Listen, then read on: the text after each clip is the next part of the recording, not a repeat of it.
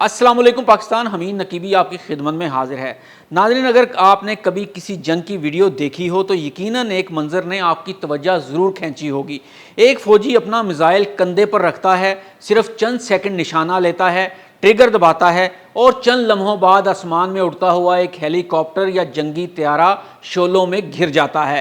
لیکن سوال یہ ہے کہ آخر یہ کیسے ممکن ہے؟ ایک ایسا میزائل جسے صرف ایک انسان اپنے کندھے پر اٹھا سکتا ہے، وہ کروڑوں ڈالر مالیت کے جدید ترین جنگی طیارے کو کیسے ڈھونڈ لیتا ہے؟ اور اس سے بھی بڑا سوال، جب میزائل کندھے سے فائر ہوتا ہے تو ایک زبردست قسم کا جھٹکا لگتا ہے۔ اگر صرف 1 انچ بھی نشانہ ہل جائے تو طیارہ تو سینکڑوں میٹر دور نکل جائے گا۔ پھر یہ میزائل کبھی بھی اپنا شکار کیوں نہیں چھوڑتا اور عین طیارے کے اوپر جا کر کیسے لگ جاتا ہے؟ کیا یہ واقعی پائلٹ کے ہر موڑ کو محسوس کرتا ہے؟ کیا یہ طیارے کے انجن کی حرارت کو سونگھ لیتا ہے؟ کیا فلیئرز، دھواں اور جدید دفاعی نظام بھی اسے دھوکہ نہیں دے پاتے؟ اور سب سے اہم سوال، ایران نے حالیہ دنوں میں چین سے جو جدید مین پیڈز حاصل کرنے کا معاہدہ کیا ہے، آخر دنیا ان سے اتنی پریشان کیوں ہو رہی ہے؟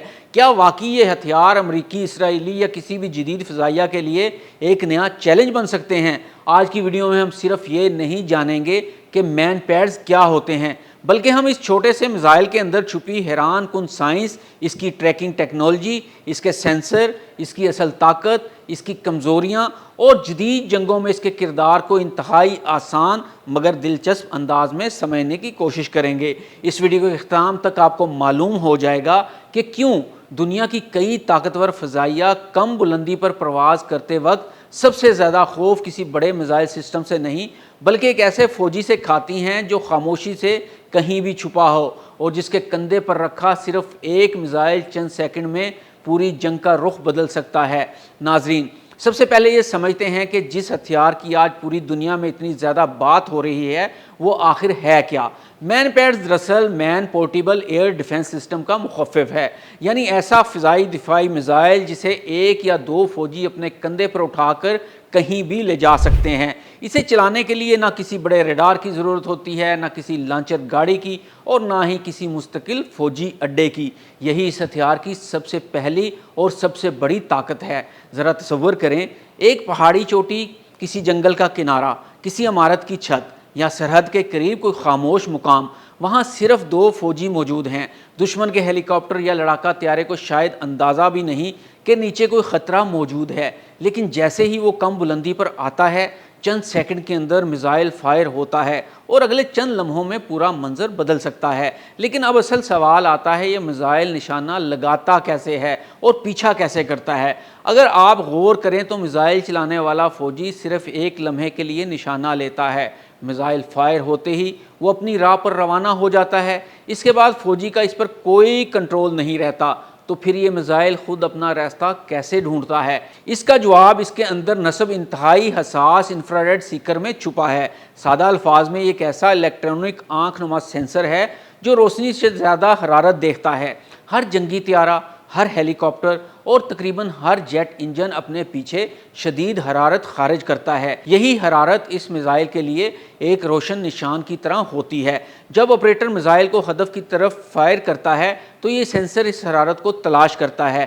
جیسے ہی اسے مطلوبہ سگنل ملتا ہے، میزائل لاک کر لیتا ہے۔ اسی لمحے آپریٹر کو معلوم ہو جاتا ہے کہ ہدف اب میزائل کی گرفت میں آ چکا ہے۔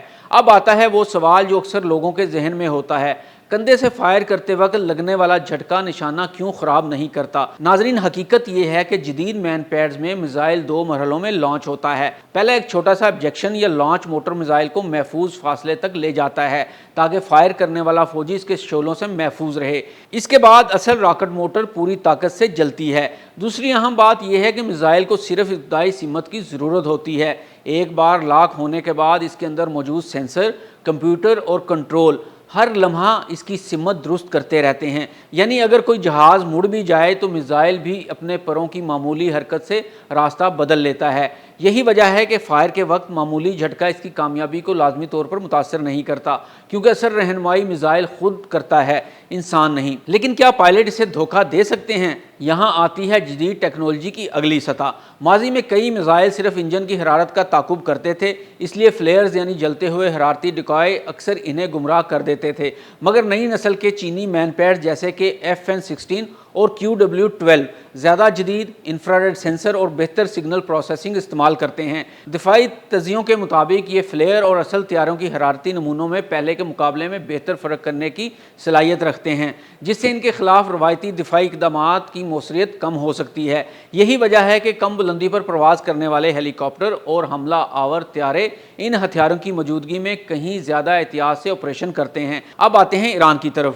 حالیہ رپورٹس کے مطابق ایران نے اپنے قلیل فاصلے کے فضائی دفاع کو مضبوط بنانے کے لیے چین سے جدید مین پیڈز حاصل کرنے کے معاہدے کیے ہیں، جن میں FN-16 اور QW-12 جیسے نظاموں کا ذکر سامنے آیا ہے۔ اگر ان کی تعداد اور تعیناتی مؤثر انداز میں کی جائے تو یہ کم بلندی پر آپریشن کرنے والے دشمن کے ہیلی کاپٹروں، ڈرونز اور بعض طیاروں کے لیے خطرات میں اضافہ کر سکتے ہیں۔ لیکن یاد رکھیں، کسی بھی جنگ میں صرف ایک ہتھیار فیصلہ کن نہیں ہوتا۔ اس کی اصل کامیابی تربیت، حکمت عملی، انٹیلیجنس، فضائی برتری اور مکمل دفاعی نیٹ ورک پر منحصر ہوتی ہے، اور یہی وہ حقیقت ہے جو اس چھوٹے سے کندھے پر رکھ کر چلائے جانے والے میزائل کو جدید جنگ کا ایک انتہائی مؤثر لیکن اپنے دائرہ کار میں محدود ہتھیار بنا دیتی ہے۔ ناظرین، ویڈیو اچھی لگی ہو تو اسے شیئر ضرور کیجیے گا، لائک کیجیے گا۔ حمید نقیبی کو اجازت دیں۔ اللہ حافظ۔